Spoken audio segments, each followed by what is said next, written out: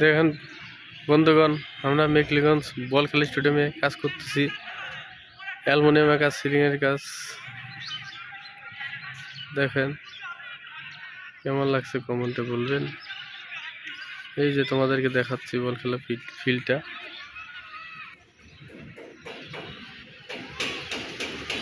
এই যে আমরা এই গাড়িতে আসছি তো কাছে, এই গাড়িটা, এই যে মাঠ, এখানে সবাই বসবে।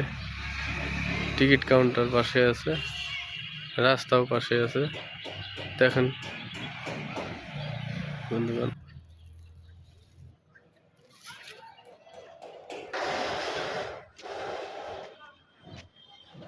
টাফিন গ্লাস লাগাইছি, দুইটা বাকি আছে।